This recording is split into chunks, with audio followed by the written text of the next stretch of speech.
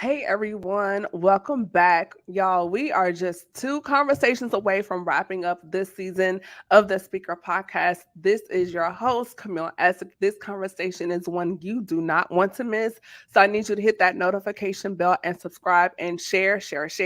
I need you to tag your friends, your cousins, your uncles, your nephews, your aunties. Tag everybody, or as we say in the South, everybody. I need you to tag everyone. This is going to be a phenomenal conversation. I'm honored. I'm excited for so many reasons. So, with that being said, I want to welcome the one and only, the Pastor Abraham Belanger from First Pews Community Church, the other FFCC. So Hey, I'm FCC. He's FFCC. So, that's right. welcome, Pastor Belanger, to the show. Hey, thank you for having me. I'm so glad to be here with you tonight on the Speaker Podcast. I've been anticipating this moment since you invited me. So thank you so much. Thank you so much. You're welcome. You're welcome. Hey Angela, what's going on? That's right. Tag everyone.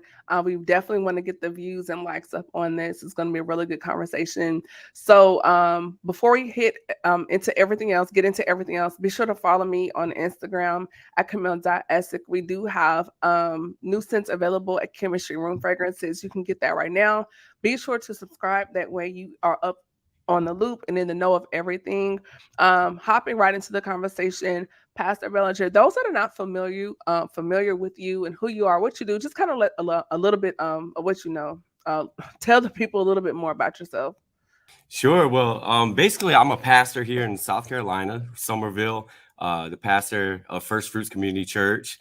I'm also a professional in the corporate world. I'm a senior training consultant with actually the world's largest hospitality company. So I've been there about 19 years.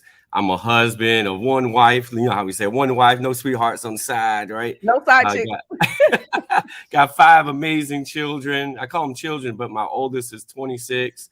My youngest is 8. She act like she's 26. Just bought a new puppy.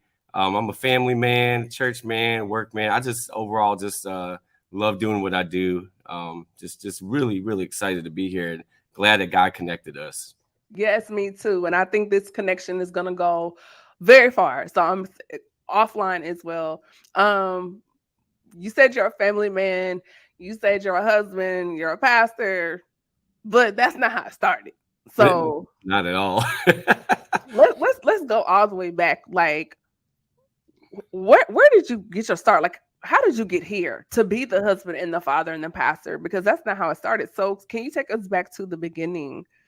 Right. So if I mention the town that I'm from, I'm pretty sure I don't think anybody will know it. It's called Watkins Glen, New York. It's a small little town in upstate New York. That's where I was born. Okay. And like the median income right now for families there about $35,000 a year. Wow. So now you backtrack all the way to the year I was born in 76. So we're painting the picture. Right.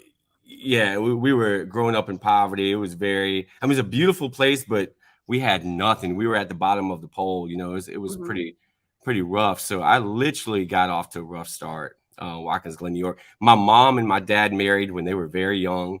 Okay. My dad, he's a really amazing musician, super talented. He could come and be like the organ player for my church. Like, I mean, he's that good.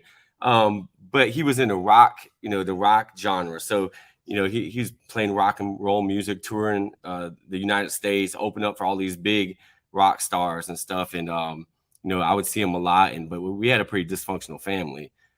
So as a kid, I saw there was a lot of abuse or there was a lot of neglect in a sense. There was a lot of things that most people honestly don't really make it out of, or if they do, they have scars throughout their whole life and things that they don't really overcome. And so, I think it was about the age of 9 or 10 after my parents got divorced that my mom met somebody else and uprooted us and brought us to Columbia, South Carolina.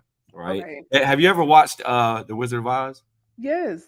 I know it sounds corny, but to me, that's like what it was like. In that movie, it's all black and white, right? And then like there's a part where like Dorothy opens the door and she steps out and everything's in color, right? So I get to South Carolina and that's how it was to me. Like everything was totally different, Wow.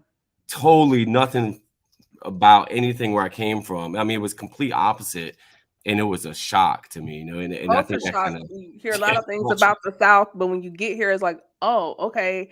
right, right. So growing up in that situation, in that environment as a teen, how are you coping at that time? Yeah, so like when I get to South Carolina, I had a stepdad worked really hard. My mom was working hard, but I did not fit in. Especially the culture was just amazing. It was so different. I'm just gonna just be straight up. I'm a straight shoot with it. Like I grew up in a town that was all white.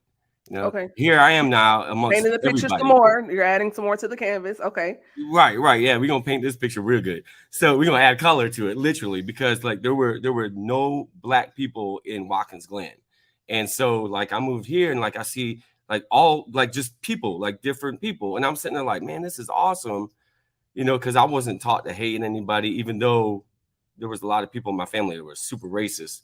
I wasn't taught that. And so, I'm making friends with everyone, thinking everything's good, and it's fitting in with some, and others were not liking me because I was that way, which caused a lot of chaos in my teen years. And I mean, it was insane to where like, I mean, I literally had you know the KKK showing up. Wait, And you cannot just gloss past that. The Triple K Mafia showed up at your house. yeah, and this is, I promise you, like, I'm not lying.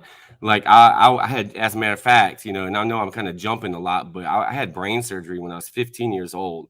When I came back home from the brain surgery, I thought one of my friends was coming to see me. Mhm. I opened up the door and there was like some people I didn't know and they were asking for me. So I knew something was up. And I told my friend, he went out there and they had guns. They were going to shoot me, and they were with the KKK. They were No, leaving. sir. They were leaving flyers, or yeah, like Why? you Were they think like that's back recruiting in the or what was going '60s. And on? man, listen, it was insane. So were they recruiting or what was like why were they showing up? No, they were showing up because they knew like most of my friends were black. They did not like me. They hated me. They went to school with me. Yeah, and they wanted to kill me. And literally, like it was the grace of God that kept me alive, because I didn't even know they were coming to kill me. My best friend went out there and they pulled the guns out on him, and it was crazy, So it's like here I am in the whole culture like of like, why don't people even love each other? Why don't people like each other? I wasn't brought up that way, but then I got immersed into that very quickly, right? And so you either make a choice, either you capitulate to the hate or you be who you are. And I've always been a loving person, so I was like, well, listen, most of my friends in middle school, high school were black, and I was like, that's how it's gonna be, if you're white and you want to be my friend, great. But most people didn't want to, because they were brought up and taught differently. They were taught that hatred. So it was talk about a culture shock. It was insane. Hey, Olivia. Hey sis. We have more people coming into the room. If you're just tuning in, I'm sitting down with Pastor Abraham Belanger. We're having a really good conversation. He's taking us on a journey from his life prior to being a pastor. So if you have not done so, please like, comment, and share. Thank you for tuning in, everyone. So you were telling us, Pastor Belanger, that the Klan shows up at your house. Your friend steps in. So then what happens after this point? So when my friend was in, my stepdad actually came out and chased him off the property, with his weapons. And it was just insane. And so yeah, so I just kept kind of surrounding myself with, people who I felt like weren't only my friends, but like they would also protect me and stuff. And so I started hanging around a lot of the wrong crowd too, in the process of trying to fit in. And so that's where I kind of my life, started as a teenager, heading in the wrong direction, obviously, started smoking weed, right? I mean, my friend called me up our first day of high school. He was like, meet me at the bus stop like 30 minutes early. And he comes with a Ziploc bag full of like rolled up joints. And we smoked them all before we went to school. It was my first time smoking weed. And ever since then, I was like smoking weed and drinking, in high school, and just So falling was into this the a wrong form of crowd. coping Because it seems like during Yeah. this time period, a lot of teens begin, we call it the gateway. Some people call it the gateway to other things. Yeah. Coming from New York to the South, being away from everything you know, having the clan to show up at your house, coming out of an abusive home, Mm-hmm. then this. And so here's an opportunity. So can you kind of touch on what can young people do when they're experiencing these things in their teen years and Yeah. have another out versus going down that path? Right. It's really challenging if you think about it, because it wasn't like I had resources, or maybe there was resources or somebody I could reach out to, but I didn't really know who to reach out to. But so that's why I surrounded myself with like my friends and stuff. And of course, they too were going through issues, and so like we're really I learned later on in life that I was dealing with abandonment. I was dealing with rejection. I was dealing with, not fitting in, like not feeling like I belong. We're built as people to belong, but when you don't belong, you'll do whatever you can to belong, because that's a part Mm, of our yearning on the inside. And so the ways I dealt with it was, with the weed, I tried to cover, the pain up with all of these things that really just kind of compacted the issue, and really compounded it, and made it a big problem in my life, because it went from just kind of, okay, smoking weed, to now I'm selling weed, to now, I'm running into clubs and doing all types of stuff when I'm like 16, 17 years old, to where I ended up facing 77 years in prison, at the okay, age of 18. wait a minute. That was a big jump, sir. Big jump. So We can hop back though. We can hop back. yeah, let's as Pastor Moore say, "Do-do-do-do-do." Let's run that back. Okay, rewind. Rewind. So, um, how did you get into selling oregano? Yeah. So I was selling that real good oregano too. I had friends and new friends, and one of my friends uncle was the biggest drug dealer in Colombia. And so I went to him. I was like, listen, man, I need to sell for you, man. And he's like, all right, hey, pull up to the gas station, pop your trunk, and wait. And then they drove up, 3 pounds of weed in my trunk, told me this is how much I owe them. So, we did a whole lot of stuff, things I can share, things I don't share. But, we that's how I got into it. And look, honestly, if can I just be honest, That's what I want. I Yes, did please. not have to do that. Like Right. it wasn't like we were doing much better, right? So there was really no reason for me to do those things, except I got pulled into it in a sense, and I desired that. My mom used to always say, "You will be who you are around," right? If whoever you're hanging around, that's who you're going to become, and that's even true in the church. Like you can be Mhm. saved, but you can be around negative people, and you'll become a negative thinker, right? Or okay, I'll leave that alone. But so it's like, Please, you know what please, I'm saying? please dig into that. We can It's talk it's about the all of that. Yes. it's the company, right? So part of it was the things I was going after myself, and then the rest of it was the company I was around, and it just kept building on top of it, and it was all just really a cover up, again, for the pain, for the feeling of not belonging, like I just didn't fit in, right? I mean, even amongst all of my friends that were pretty much black, I fit in, but I didn't, right? I mean, that's the white boy who think he black. Well, I mean, So hold I don't on. think I'm black. I'm just light skinned. That's all. Well, now I listen. When I saw you online, I said, "No, this is not mayonnaise. This is honey mustard right here because he has some flavor." Not He's honey been mustard. What? he's been cookout approved for a minute. So Yeah. Yes. Oh, for sure. Yeah. let's talk about that for a second because we hear these things like someone's trying to be a certain way, Mhm. and it's about community, right? I heard someone say before that race is not always sometimes your skin color, but your perception of the world. Mhm. And how you perceive the world is based on your community, your environment, and how you grew up. So to Right. have the Klan attacking you and coming to your home and pulling out guns, and now you're in this situation, doesn't that impact the people you fall in love with? Or does it influence the people you fall in love with? Mm. Wow. Yeah. It can. I think it can push you two different ways. I think the pressure of like, well, yeah. It was, yeah, it was crazy because even like with the friends that I was around, like I really didn't feel like I fit. So I was just doing things to fit into. I think that's the problem, or that's the challenge a lot of like teens or young adults are dealing with, is like they feel like they're a part of a community when they're really, like, community is common unity. And and so like they're trying to squeeze in and they're trying to be something they're really not. And that can lead to a lot of issues, man, in so many different ways. It doesn't even have to come from a street perspective. I mean, I've experienced that in the corporate world, right? Here I am. By the way, first of all, did not complete high school. I have a GED to this day.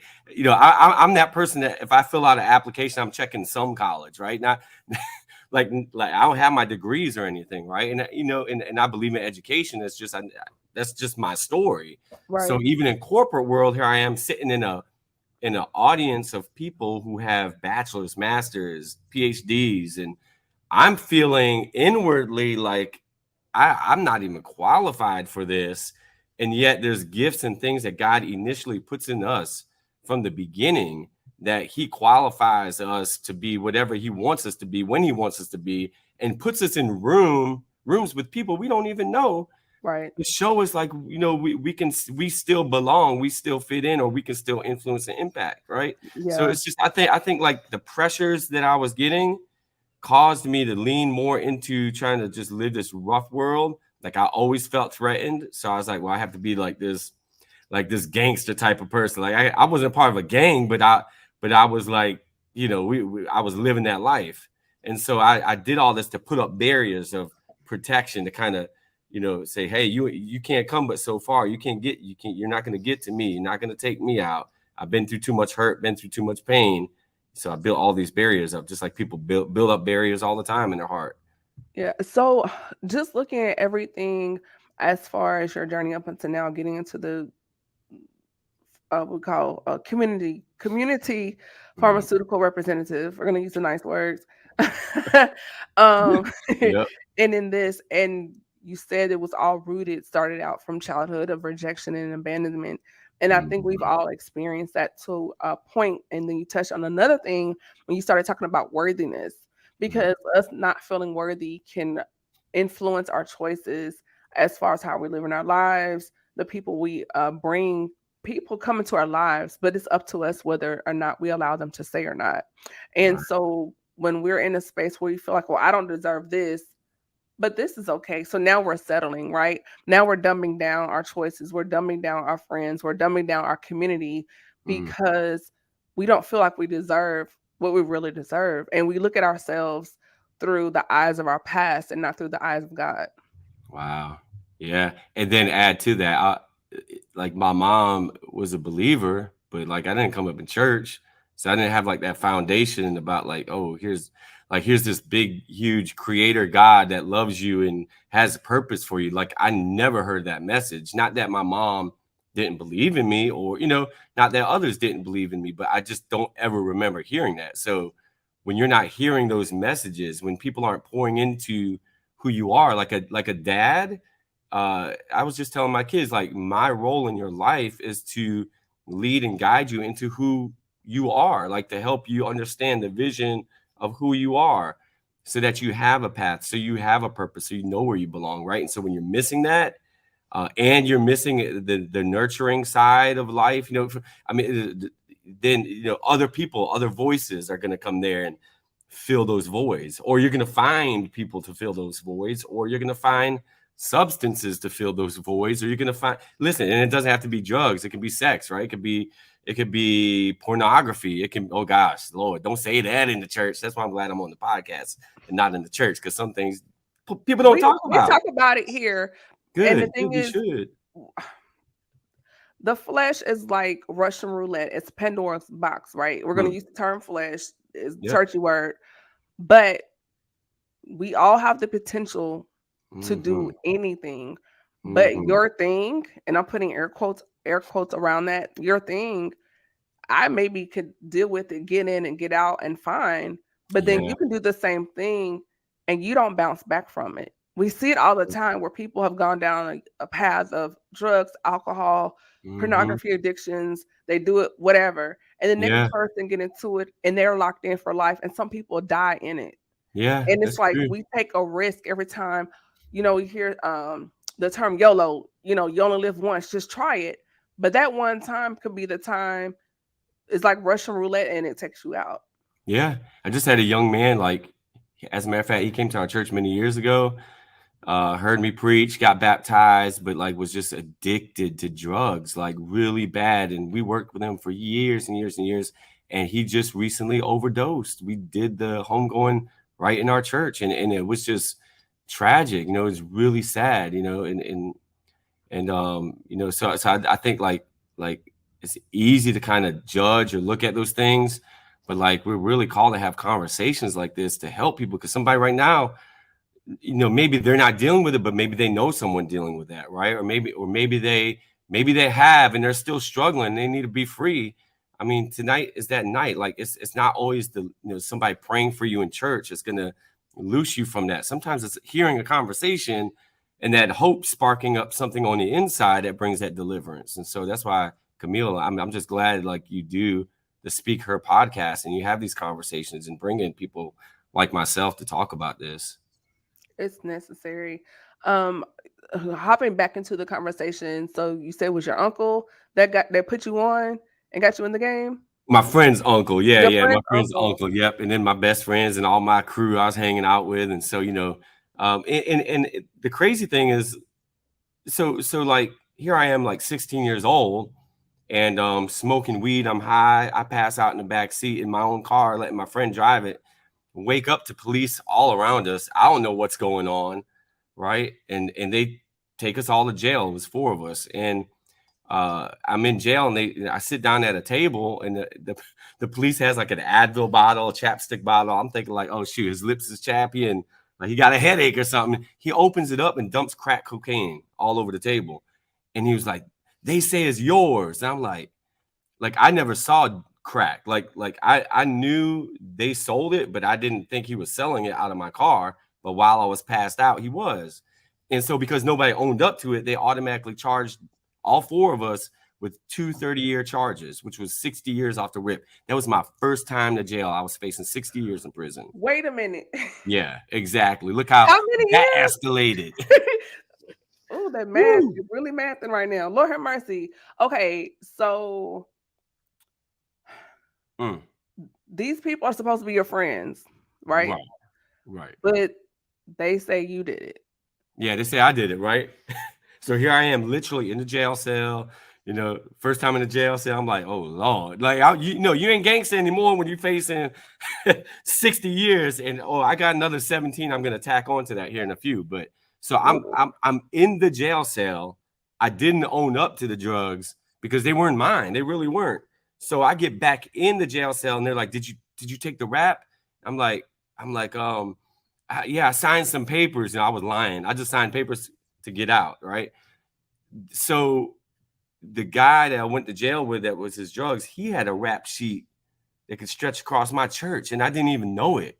So he was trying to get me to take his charges. And shoot, man, I ain't take nothing, man. I ain't even gonna lie. Like, you ain't my friend no more, man. You trying to take me down. You ain't gonna own up to that. It was So crazy. so where did the other 17 years come from? Okay, so a week before that, I had got in a big fight. Those same brothers, we all went to high school, and please don't like laugh. I know, well, you can laugh. It's okay. So it was over my girlfriend. Like there was just some beef going on, and I'm like, we're gonna go to her high school. We're gonna jump these dudes, man. So we did. We like smoked about 4 blunts, got to the high school, got out the car, went down to the track team. They were all rehearsing or practicing, and we jumped these guys on the field, right? Just beat them up. And I left. They got my license plate. And here in South Carolina, when you jump someone, they call it lynching. Yeah. Okay. So all of a sudden, I get it. Wait a minute. That's a hot word. It's a hot word. You're right, because I'm like, the police In the show up at South. my door. In the South, that's a hot word. Real hot word. I'm like, can it just be like aggravated assault? Can it be like, because they look at it as like a bunch of people jumping a person or some people, and right, and so like when they come to my mom's house with a warrant, 6 a.m, pull me out of my bed, throw me in the backseat of the car. My mom's like, what is he getting locked up for? They were like 2nd-degree lynching. I'm like, lynching? Like I ain't hang nobody. That's the in first. South Like, what are you Carolina. talking about? All my friends black. Like, what are you talking about? I didn't even jump nobody that was. But come on, what's wrong, man? It was I'm not crazy. laughing, but at the same time, I'm like, that is a lot. Yeah, it's a That's whole a lot. lot. So here I am now. I'm back in jail. Oh People are in the God. jail cell like, "What are you locked up for?" I ain't telling them this time. I'm lying, making up stuff. I'm like, because I ain't gonna tell nobody second degree lynching. Like, what? Is you You're crazy? white around black people. That's not the story you want to No, tell. that is definitely not the story. So that was a 15-year charge, Camille. So 60 years now. I got another 15 I'm facing, I right? could not. I would have been like Mr. Brown on Medea. Oh, jeez. Like I would have been Right. done. So I get out of jail, right? Pay bond or whatever. And the guys I got in the fight with, they were threatening to kill me. Like they were making death threats. So, I went to see my girlfriend at the mall and I took my stepdad's pistol with me. And sure enough, they were at the mall. 8 of them hopped out of the van. I had 16 bullets and one in the chamber. So I was like, well, I will shoot all of them. I got 2 bullets for each person. So I pulled my gun out, broad daylight at Columbiana Mall. Wait a minute.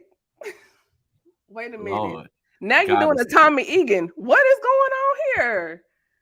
yeah, Before power, right. sir. Man, you just don't know. But let me tell you something. So when I pulled the gun out, had it at them, pointed at them, broad daylight, and I didn't know it then, but that was the first time I ever heard God actually speak. And I heard a voice say, "Put the gun back." Now, in the streets, you don't pull out no gun, you don't brandish your weapon and not do nothing. Not unless But you're it gonna was so use it. powerful. It was almost like he forced me to, in a sense. And I did. I put the gun back in my waist and I walked off. And long story short, the police caught me in the mall, brought me outside. They were about to let me go. And this white lady was like, "He's got a gun in his waist."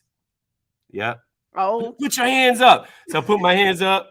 They pull up my shirt, throw me on the ground. Here I am going back to jail a third time on 2 pistol charges. Each one carried a year. So they ran all of those charges concurrently, which wait, say means, that again and talk to me like I'm slow. yep. One more time. Yeah. So they gave me 2 one-year pistol charges. So they were like unlawful possession of a pistol, unlawful possession of a firearm. And so they took those 2 charges. I spent about a month in jail, and they took all the other charges and ran them together to where when I went to court, I was facing 77 years in prison. Pause. Yeah. Listen, I wanted to pause. I wanted to pause. I was like, Lord, please pause this right here. listen, y'all. Please like, comment, and share. Get in on Share. this conversation Share right that. now. I don't even think we've gotten to the apex of this conversation yet. For some reason, I feel like there's more. So, Yeah, right. Pastor Belanger is looking at 77 years Mm-hmm. for narcotics and weapons. There you go. That's That a is good man. 77. You frame that so nicely. That sounds so nice. Narcotics and weapons. Yep, you're right. You know, while I worked in the law firm, we dressed it up. Right, exactly. And I was a paralegal for JAG in the Navy. So I understand the Right. lingo. Yeah. However, comma space. This Yeah. story right here is a lot. Mm. Pastor B, it's a lot. It's a whole So lot. it's a whole lot. It's a whole lot So because, like, here I am standing. I was like 18 or something, standing in front of the judge, praying to a God I don't even know. He and rewind. Like I told you, when I was 15, I had 16 hours of brain surgery. I had a tumor in my head the size of a grapefruit. I came out of 16 hours of brain surgery when they told me I could be blind, paralyzed if I make it out. Like, came out perfectly fine from that surgery, right? And now here I am. You would have thought that would have like kind of put me on the right road. I'm and you facing just kept going down the 70. rabbit hole. I was Sir, going down to the abyss. Like, I was like 77 years. Like, I'm sitting there. I couldn't even, like, I'm in the courtroom, like thinking like I'm really facing 77 years you and just haven't really praying like, started God, life please. yet. Yeah. I haven't lived my life. Like, God, please. Like, I did not see a way out. I just, you could not have told me. You could not have told me that I would be here right now. There's no way. There was no way out. And Okay. I'm literally praying in the courtroom, and all of a sudden the judge, and you're gonna be blown away by this too. The judge calls the prosecutor and my lawyer up. And the guy that I went to jail with, he actually ended up owning up to his drugs. Like nobody knew it. So they automatically dropped the 230-year charges on myself and the other two guys that I got locked up with. So I went from facing 77 years to facing 17 years, right? So then they dropped the 15-year second-degree lynching charge to a simple assault, and they dropped that for time served because I spent like a month and a half in jail. So I went from facing 77 years in prison to facing now 2 years. And I'm like, shoot, dang, I'm gonna have to man up and do like 2 years. They ended up giving me 1 year probation off of 77 years. And it was not white privilege. I'm just want to tell you that right now. It wasn't. The judge openly, and you would be so shocked. Like when I think about it to this day, it's insane. The judge hated me because he knew most of my friends were black. And he said in the courtroom, I want to bury you under the prison cell. That's what he told me. And he Oh, so told the me judge was biased. oh, he was totally biased. He said, yeah, but wait, there's more, right? But he's like, you're getting a year probation only because the guy owned up to the drugs, but I would bury you. And because you're getting probation, you can't hang around black people.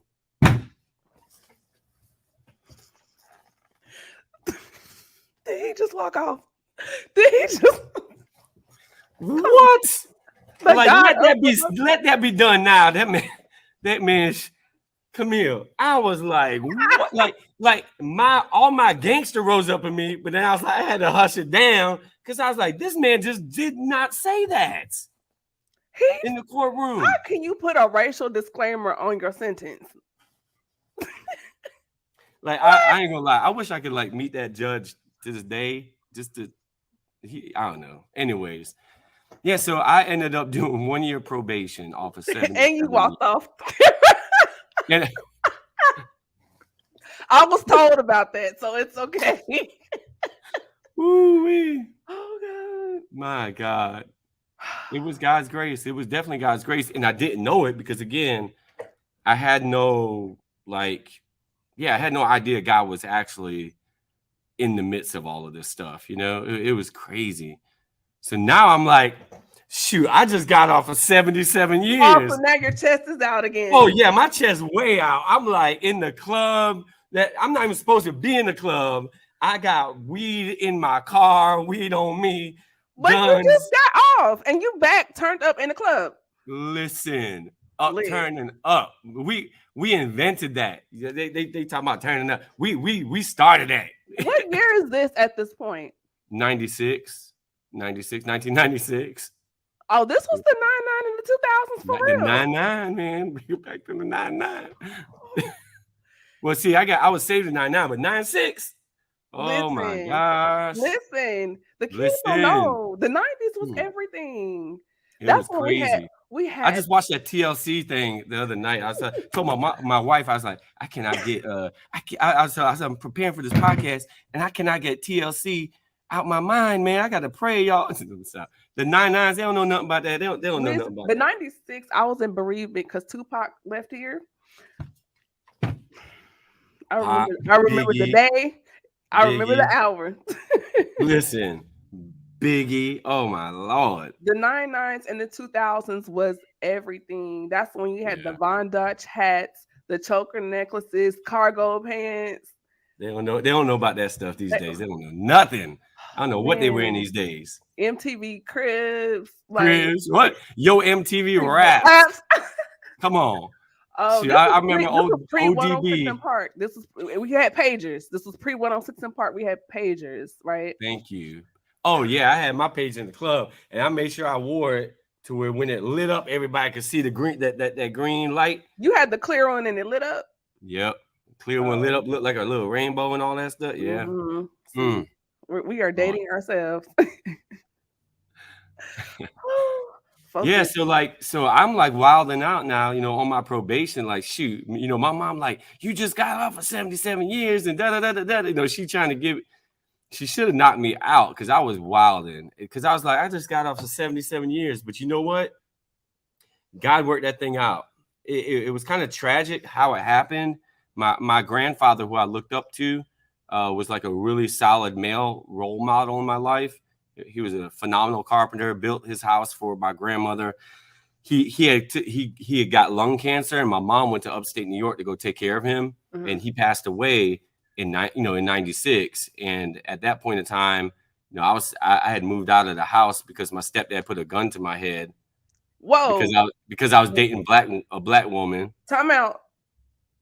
Run that back. Like I didn't just hear what I thought you said. Yep, my stepdad put a gun to my head because I was dating this young lady. Now, I didn't marry that young lady. I married somebody else. But I was dating this young lady, and he did not. I didn't know he was racist. That's the crazy thing. Like, I really honestly did not know he did not like black people until she left the house that night, and he was coming home, and we got in a fight, and I came back because I left the house. I came back because I forgot my keys, and he answered the door with a pistol, the same pistol I went to jail with. He answered the door with that pistol, cocked it back, put it to my ear, threw me on the sofa, and he was like, "I'm gonna blow your brains out. I'm gonna enjoy doing it." He's spitting on my face. He's like, I'm gonna enjoy this better than a bunch of other stuff he was saying. And then I didn't know who God was, but you know how it is when your life is on the line, you're gonna call on Jesus. I was like, Lord, help me. And when I said that, his eyes turned red, his face turned red, and he said, "You better call on God because I'm the devil." And he pulls the trigger. And he always had his gun loaded because I would go steal it, go outside and shoot it and stuff, just do stupid stuff. He takes the gun, pulls the trigger, and the gun just click jams. So he hits it, puts it back to this ear right here, and pulls it again, and then just steps off and walks off. Yeah. So fast forward, right? So I'm like, No, shoot, we're I not can't stay fasting here. forward. We're not fasting forward. No, Oh, yeah, we sir. can pause. We can stay right here. We can stay here. What do you do? He What do you puts the do? gun to your head not once but twice. Yep. Says, "I'm going to kill you." Pulls the trigger. Pulls The the gun doesn't trigger. go off. What leaves laughing and goes into his room, slams his door.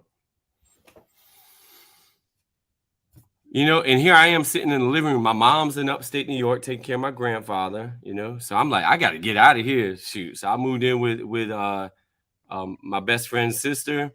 I was selling drugs down there all the time. I'm on probation, And you're selling and you're drugs back in these streets.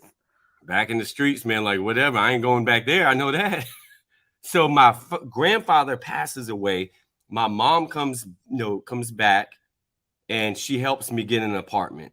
And my apartment was across the street from an apostolic church Okay.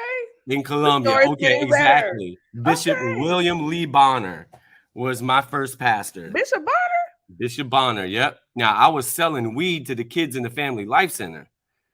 I was like, shoot, I might as well go ahead. I ain't had no money. I ain't had no job. Shoot, I was still It's street, a church. street pharmaceuticals, but I'll just take it to the Family Life Center during their summer enrichment program. I was enriching the program. So I was, so I Time was, out. No, stop. No, pause. At the church. but think about this now. Think about this. This makes total sense, Come even though on, it's let's so horrible. rationalize. Please help me. Okay. You're right, Malcolm. My life is a movie, but it's a movie, a book, a movie, and a blog. So, yeah. So like, and the deacon's daughter next door, I thought she was cute, so I was trying to get with her. I know she was deacon's daughter at that point in time. You are But running game and putting in the work at the church. putting in work. And Continue. that's back when, Camille, you remember those like real missionaries, like the real mothers. They were thugs for Christ. Yeah, Okay. like she walked up to me. This mother walked up to me. She was like, "Praise the Lord." I'm like, "Praise who?" Like she was like, "Why don't you come to church Sunday morning?" I'm like, "Okay," and I did though. I went to church that Sunday morning. I'm like, "Shoot, yeah, I'm gonna go check it out." And I never been in an apostolic church. And I walk in, they speaking in tongues. I'm like, Lord, I done got up in the cult. I was like, get me out of here. I ain't never coming back. I didn't know what was going on. And I sat all the way in the back They of the was church. kind of a lot of bow ties and Hondas and Man, what? I'm like, I have a Hyundai too. I'm sitting in the back of the church like, boy, this is a cult, bro. I ain't, you want to hear something crazy though? Go ahead. I just want to You insert are this. funny. Your comedic timing. Oh my gosh. Okay. One night, well, on the way back from the clubs and stuff, we'd be high, and there was a billboard like on the way home, and it had Refuge Temple, it had Bishop Bonner's face on it, and like whatever the slogan was. And I used to look at that billboard, and I'd be so high, and I was like, man, that looked crazy. That looked like a cult or something. That's exactly what I said. And I ended up moving across the street from this church, going to a Sunday morning service, sitting all the way in the back of the church. It's like 1,000-member church. So I'm sitting all the way on the last pew, like trying to get out the door. And that's when the choirs would march in. You know, they'd be leaning back and forth, singing while they marching in. And Bishop Bonner preached. And I was like, something's different about this. I was like, something's different. I was like, I got to come back. And I came back, Camille, that night for his night service. And I sat on the front pew. Instead of the back, I sat on the front because I just felt like something's different. You know, it kind of goes back to like, I didn't belong. I didn't know where to fit in. I done tried it. I done tried the women. I done tried the drugs. I done tried, you name it. You know, I was done. And I was sitting on that done front enriching pew. the program. I was done. Yep. And he preached again that night. And, you know, so everybody's shouting, praising God. I don't know what's going on. I'm just crying, you know. I'm just crying, snot coming out my nose. Like, I don't know what's going on, Lord. And this man runs past me like 3 times. And the third time he stops. And he's like, are you saved? I'm like, from what, man? From what? And I didn't know what he was talking about. Like, are you saved? I don't know. And so he opens up the scriptures. And like, I get baptized. And the Lord fills me with the Holy Ghost that Friday. And like, I'm 18, 19. God just changes my whole life. Just literally just pulls me out. Like we always say, pulls us out of darkness into his marvelous light. Like he literally did that with me. He literally pulled me out. So powerful. And just changed my whole life. Just changed it. It's amazing. It's almost unbelievable, but he really did that thing. Like he changed my whole life. And so now here I am starting off fresh and new, you know.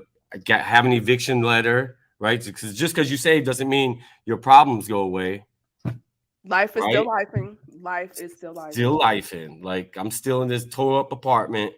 I get evicted. My pastor puts me up in one of his apartments, right? And God just started lining up stuff. I recognized the call on my life to preach, like from the day one. Like when he filled me with the Holy Ghost, I had a vision that I was preaching to a stadium full of everybody from every ethnicity, you know? So like I knew God was calling me to preach, but I had to go through the process, you know, and made a lot of mistakes after I see out. Camille, can I ask you a question?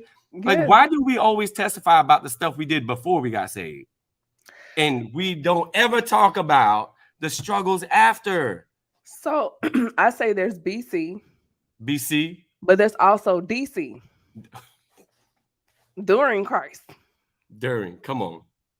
You got BC. Come on. But there's also DC during Christ. Yes, there is. Because like I was still struggling. I mean, like I was saved, but I was still like trying to figure out things. And when you're anointed and gifted, and you know this, when you're anointed and gifted, don't automatically, and I hate to say this because it sucks, but it's true. You're not always going to even fit in your church. Because everybody was okay with me running around the church. Oh, he liked to run. He liked to praise. But the minute God started using me and using those gifts, you know, and that hurt. Like people started rejecting me. People started abandoning me. And like, I was like, hold up. I get that in the street, but in the church, like it shouldn't be that way. And then that's when people are like, well, see, that's why I don't go to church.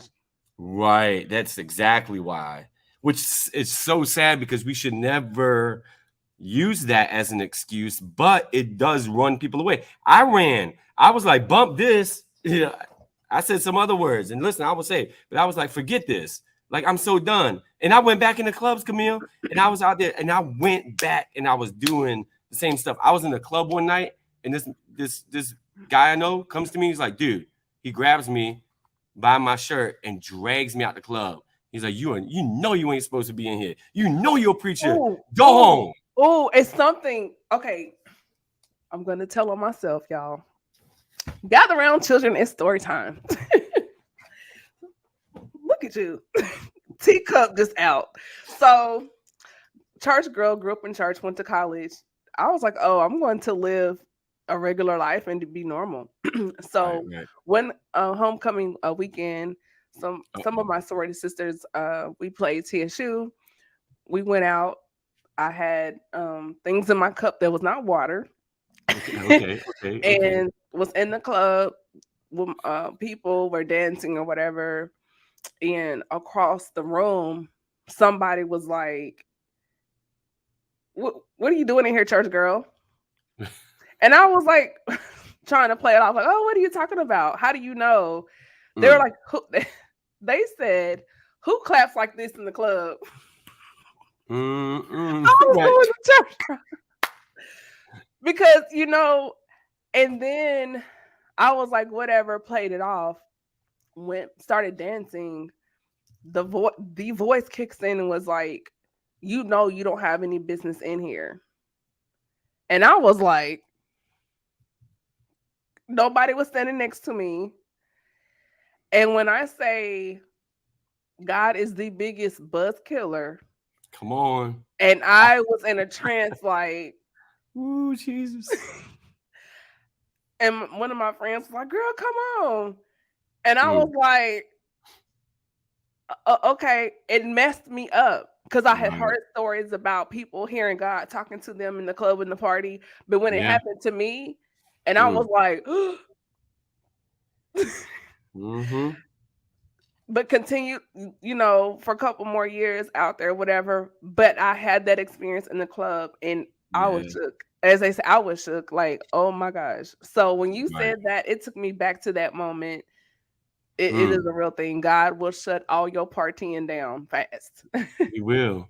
And he also, like, sooner or later will reveal the root to why we responded that way when we were hurt. So I was saved, but I still had hurt in my heart from man, my dad and I, we are so close right now. I love my dad. My biological father is amazing, right? And I didn't even fully understand his story of all the abuse he went through as a kid, and but I had all of this hurt and all of this pain because I wanted to be with my dad. I loved my dad.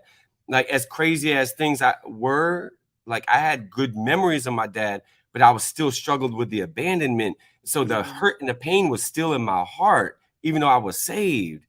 And I needed deliverance. I needed like real healing. Not just a good dance and a shout, but like literal release and healing from that stuff.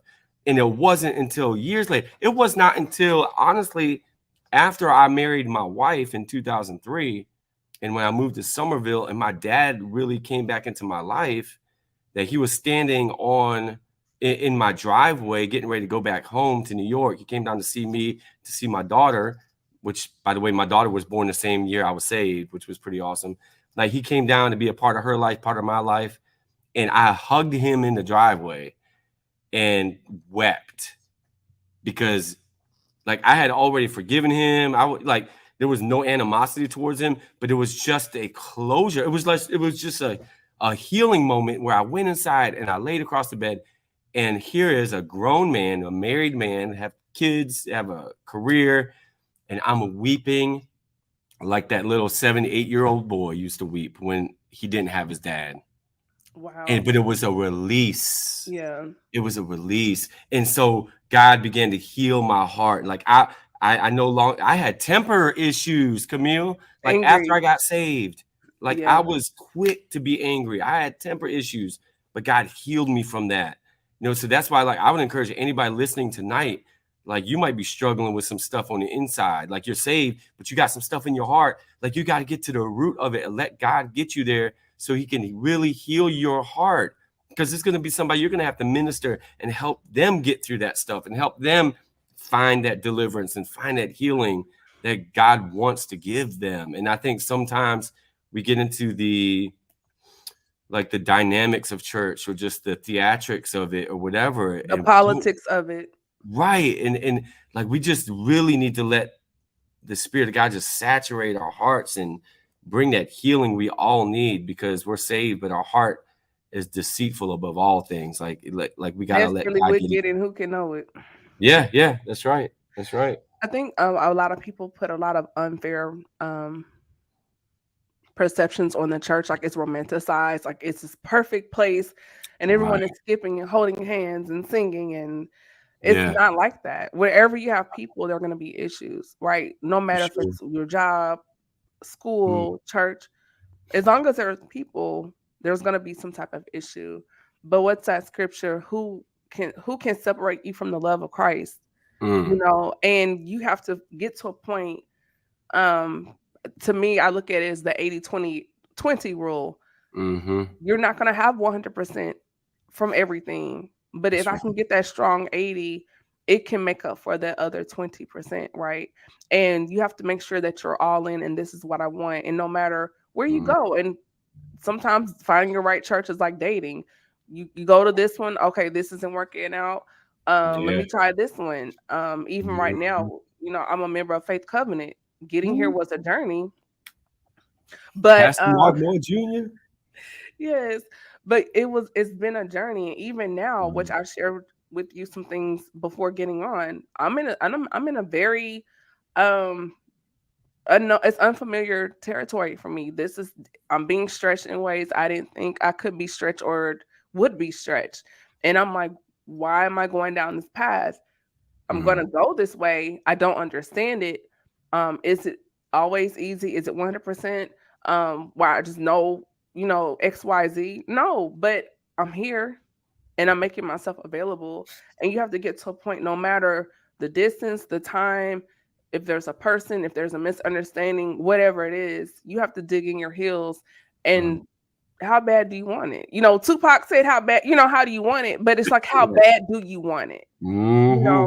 And at the end of the day, if you can go the distance to go to someone's concert, we will ride and go to a concert in another city, Thank you. or you dealt with things with friends worse, but you kept going back to that circle, and you have to make a decision and say, this is for me, this is what I want, this is what I need, it's here, it's feeding Mhm. me. And you have to tune out the noise. That's You have right. to tune out the noise and really get focused, because at the end of the day, it's not the people saving your soul, it's God saving your soul. Mhm. And that noise, what I learned is that noise really honestly came more from within than the external, you know? Like it's the old stuff that creeps back up into your heart and in your mind, like that makes you want to doubt or makes you want to like just stop, or just kind of settle. And though God is calling you to more, or like God is like pushing you into a place of like where you're really healed, because there's more you have to do, but you can't do it until you're fully healed. So it's just like it's the journey, it's the journey is so key, like to really be mindful of the fact that God is doing something in our lives for his purpose and for his glory, which means it's going to be a sacrifice. Like if there's one thing I would definitely say that I've learned is your faith and your obedience is like God will back that up all day long. Like there's no way you can have faith and obedience and God not come through for you. So if it's you traveling back and forth to go to church, like in making that sacrifice, it's not just for you to be fed. It's because there's something you're going to contribute. There's something that you're going to be able to bring. Like God's doing these things. Like there's going to be healing in that journey too. It's like just like I came from Watkins Glen. Like who would have thought somebody from Watkins Glen, New York, would come to Columbia, South Carolina, and then get saved, and now here I am, like pastoring a church.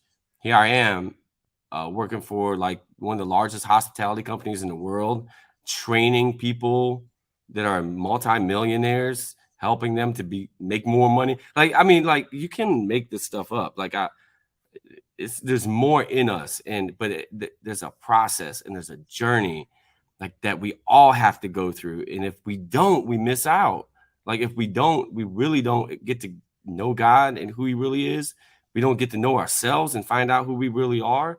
And there's a lot of people who will never be connected to unless we make those next moves and those next steps.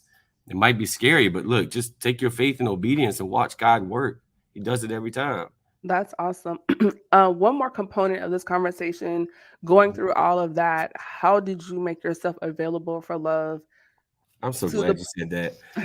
Yeah, and, it's saving the best for last. Oh, can I test? We got some. I know. Are we okay on time? Because I got time. look, this black church, we don't. Okay, okay, all right. That's what I thought. Yeah, all right. I don't know why they be. Listen, I got scripture for that. I really am light skinned, but I mean, my wife be like, dude, you need to just tell folk you white. I know I'm white. I just like to say I'm light skinned because I the one blood God made all nations. Anyways, back to the love. Camille, when I was in Colombia, I proposed to a young lady in the church there. My pastor said, son, call it off. Now it's not the time. Like, it wasn't like there was something wrong with her. It was not the time. Like, God was establishing me, but I was in my flesh, and I was like, I ain't calling nothing off. He don't want me to marry her because she black, I'm white. That's crazy. I'm saying this about my pastor in my heart. Now, wouldn't never say that out loud because you don't do that, right? But I was resisting. Long story short, God put me on my back for 3 weeks. Couldn't stand up without almost passing out. Went to the doctors. They couldn't find anything wrong with me. I thought I was going to die. I'm laying in the back of my mom's house praying, thinking like, oh, I'm like, Lord, I thought you chose me, da, da, da, da, da. And he was like, son, I have chosen you, but I'll take you out before you marry her. And like the He shut it scales, down. like the Apostle Paul, like the scales fell off my eyes. Like I knew it was God, like he was not playing. And I fell asleep, cried myself to sleep, repenting, woke up and realized I could stand up and like there was no issues. Like I was completely delivered and healed. So I went to church that Sunday morning. After church was over, like Bishop Bonner was like, son, I've been praying for you all night. He's like, it's good to see you this morning. He came down and prayed for me. Church was over. I went and called it off. Now I'm sitting in my, I'm got my new apartment, whatever, but I'm lonely. Like Time I out. have the whole, Wait a minute. Okay. yeah, because You you know how went people from get tied up with the wrong people. Okay, go ahead. Yeah, Yeah. so I'm just trying to recap because you've dropped a lot on us. You went from selling drugs, you were facing 77 years, 77 years in prison. And then your racist stepfather pulls a gun on you, pulls the trigger twice in your ear. God jams the gun, it doesn't go off. Right. You go back to the club after God saved your life from the jail because you were going to jail, as he would say, to jail. And then you meet this girl. No, then you were in the mall about to light up the mall. Yeah. Then So I was you're facing all that time. My all this charges time get dropped. dropped. Now Selling weed to the kids in the church. I mean, listen, selling it's weed gonna to be the in my kids in book that I'm church releasing. So trust me, at the you'll be able to enrichment get. program because you were enriching the program Yeah. with the deacons kids. Help me, Then Lord. Have mercy on me. Send me again, Lord Lord Jesus. Jesus. My God. Then you meet this girl. You're gonna marry her. Right. Like, God is because I like, get saved. I meet this, saved, yes. sanctified, Holy Ghost filled. Then Yeah. God puts you on your back, and He's like, Not her, son. I'll take So you out now before here you we marry her. are. Yeah. Okay, I just had to make sure I was comprehending. Whew, Yeah. this is It's a a lot. lot to take in. It's a lot. Now, but then, like, so now I'm like, I'm obedient. Oh yeah, we I forgot the cut it clan off showed up at your finally. house. Yes, and the clan showed up at your house. Oh yeah. Jesus. Woo. Jesus. And so like I'm like, Lord, like now I'm like having a pity party because I feel like I'm alone, like I don't have nobody. Da da da da da.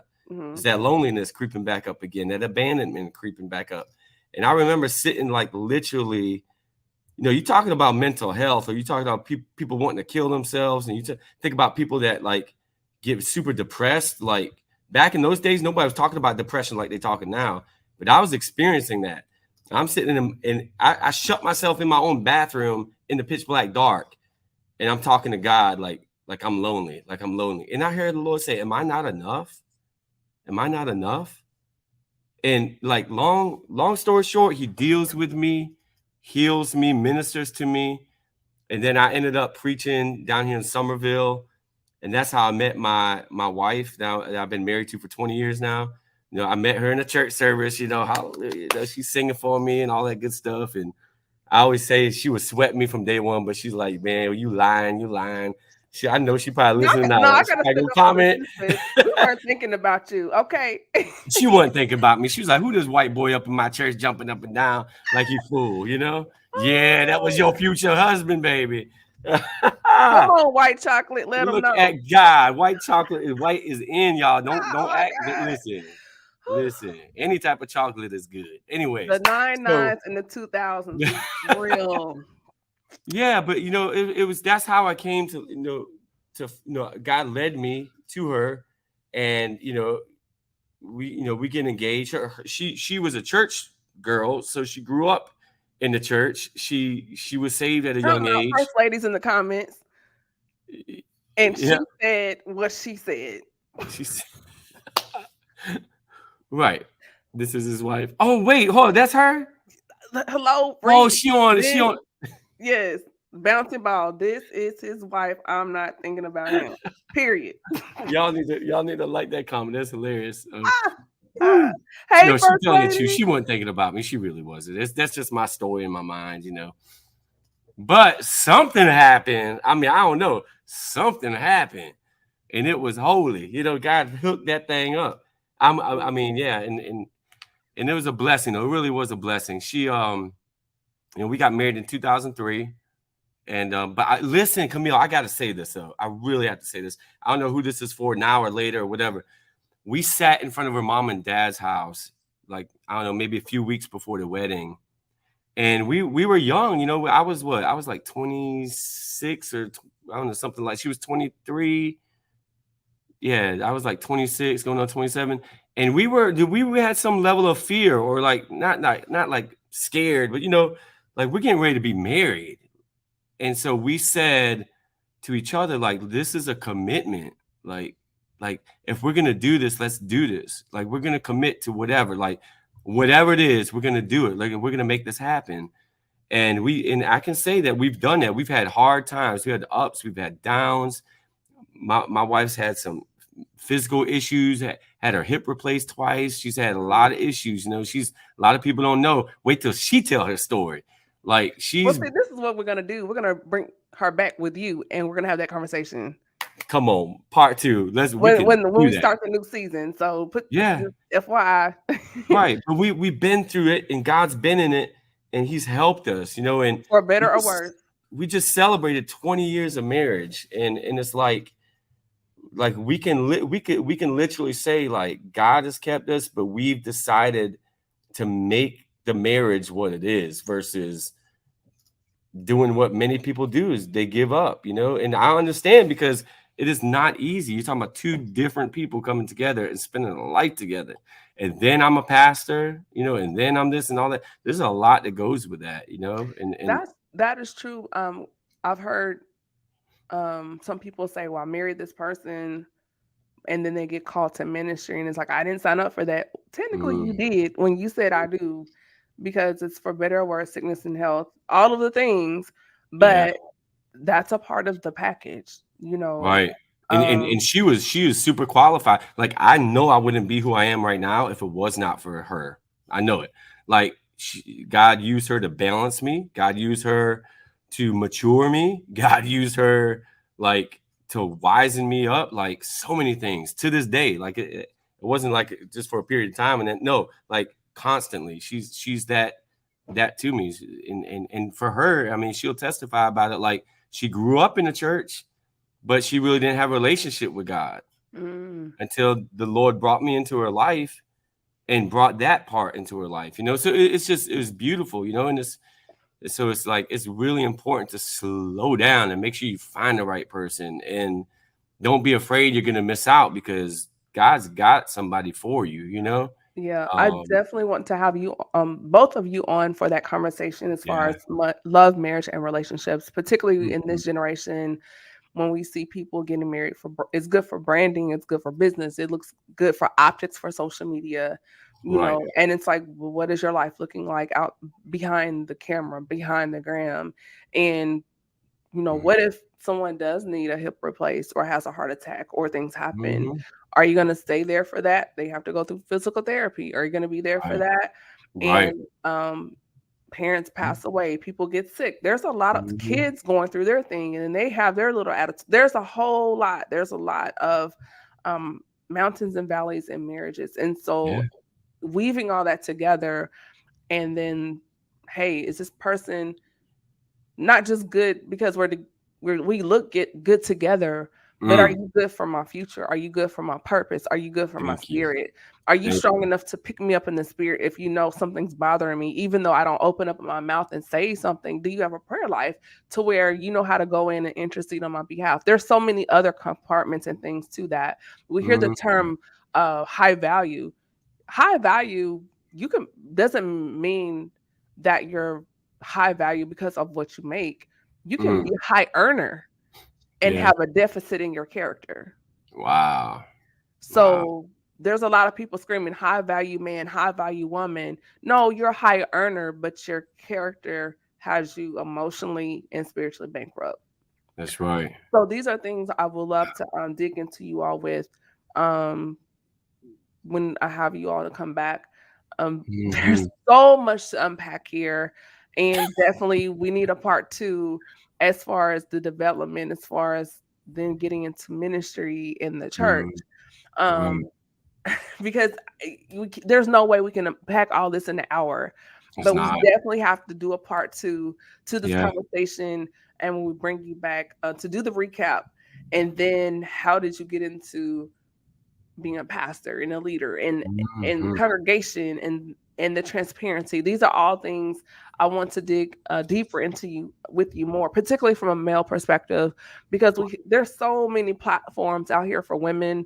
You know, you have the Hmm. girl boss babe brunch and all this stuff going on, but I think it's so important for men to have a space to open up and talk and share their perspective, particularly when we start digging into that level, the component of faith in the conversation. Right. I think it's very important. I think it's very important for men to hear each other when they speak and share. Mm. That's So, right. with That's that right.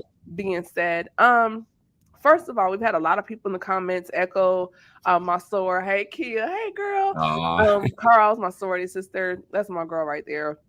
First Lady Belanger, we cannot go through this episode and not say hey, hi.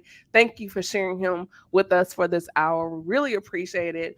Beverly, Faith Covenant family has been in here. Angela and mhm. Olivia. List goes on. Thank you all for tuning in. Alicia, we appreciate you all so much. If you happen to miss this episode, catch the replay. But before we close everything out, Pastor Bellinger, if you have anything like a nugget, gem, something that you can drop on us, excuse me, until the next time you come back, and then where people can reach you on social media, please do so. Absolutely. I think the biggest thing I would drop on anybody that's tuning in is there is such a deep purpose in your life, that, like, just don't ever quit on yourself. Don't ever quit on God. Don't just keep pushing and keep pressing, because like you're breathing in this time, in this season. You're alive. You're here for a reason. And I know that could sound cliche, but it's not. It is so real. Like Jeremiah 29:11, right? Like all of God's thoughts towards you are good and they're not evil. Like he has an expected end. He has a future that he has laid out specifically for your life. Nobody can be you. God's given you gifts. God's given you everything you have. Don't give up on yourself, because you do really have purpose. You might be in the middle of that journey, but journey, like that's why they call it journey. Like journey, go, keep pushing. If it's hour by hour, if it's day by day, if it's minute by minute, do it, because there's so much more that you have to offer to so many more people, right? And I look forward to seeing that. And I just want to encourage you, just let your faith and your obedience just line right up, and watch God work things out. If he did it for me, trust me, you heard some of my story. And Camille, that's like high top line. Like, trust me, in my book that I'm getting ready to release, then y'all gonna be like, whoa. You gave us like a Trust me. snippet, Right, exactly. and Exactly. that was a lot. I was like, oh Lord. Whew. Wow, you definitely took us on a journey. Um, so you've written a book. We got to plug the merch. So tell us about this book, where it can be purchased. What is it about? Right. Well, I have a little devotional, some things. I'm finishing the book on my own So over life. here, we don't use the word little on our stuff. We don't say Oh, little that's stuff. right. Little, So I got yeah. a big devotional that's on that's on my website, pastorbellinger.com. You can go and look at like any type of like my ebooks and some content things I have on there. So it's really, really easy. I'll put that in the comments for you too. It's pastorbellinger.com. But I am getting ready to release a book on the story of my life. I'm not going to release the title of it yet, but it's really going to be interesting. I'm paralleling my life to the life of Abraham in the Bible and the journey from the start to the end, and it's going to be phenomenal. So when that's released, you're going to be able to find that on our website and every other platform as well. Yep. Whew. Y'all, we made it. Thank And, you. and, and and can we just give it up for Camille, like in the Speak Her podcast? Like, if y'all have not subscribed to the YouTube channel, you're way behind the ball. So I need y'all to subscribe right now. First Fruits Community Church, all of our members, first time guests, whoever, like, subscribe to her channel, like her on Facebook, follow her on Facebook. I promise you won't regret it. Go back and watch other podcasts that she's done. They're very phenomenal. We haven't known each other long, have we? But look at how God connects, and there's reasons behind it. Like, even our connection here is more for everybody else that's chiming in, right? So there's blessings, there's healings, there's deliverance, and all that just by connecting with this sister. I promise you that. Make sure you connect with her. Plus, Oh, her pastor is Pastor Mark Moore Jr. Come on, y'all. Listen, look at your neighbor, say same grace. ow! I can't do the rewind thing, but You I get me sat trying. down. Oh my god. Yes, He Lord. dying to sit somebody down. I don't want to be the first. I don't want to be the inaugural sat downer. I don't want Never to know. be. Oh, he is a comedian as well. But yes, thank you all so much. I'm humbled, tickled, humbled, all the things. I'm those things right now. Um, but yes, I am so thankful for this time. I'm thankful for you trusting me with your story and your journey. A lot of people don't tell it because they feel ashamed, or Mm, in church we have these pretenses. We feel like we have to keep up for the people, and right. it's like that's not the case. Um, some of us have done things, and the only difference is we got rid of the evidence.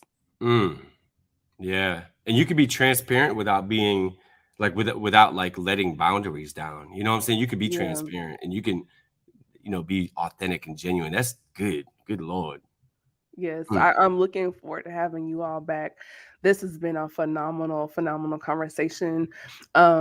If you have not done so, as he said, please go and follow me on Instagram. I'm also on the YouTube channel. I am pushing towards my goal for this year of 10,000 downloads. Right now, I'm like at 8.4. So we're almost there. We're getting there, but we just have a little ways to go. Excuse me. But with that being said, one more special announcement. So, this is the 11th season of the Speaker Podcast, and next week we'll be wrapping up season 11 with the phenomenal come on. Dr. Matisa Wilbin. She will be here, and that's going to be, if you don't know her, you need to go and find out now. She's a phenomenal powerhouse. She's a boss babe out there in the world of education. She just did a TED talk.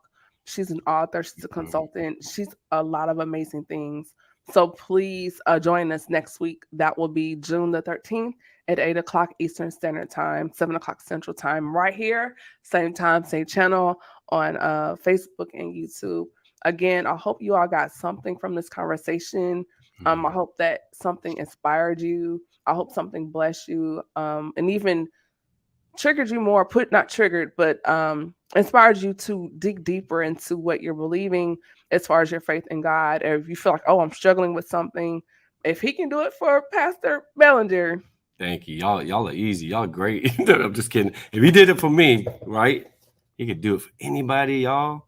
Because I don't think Anybody. I've met anybody that was facing 77 years ever in life, ever. Hmm.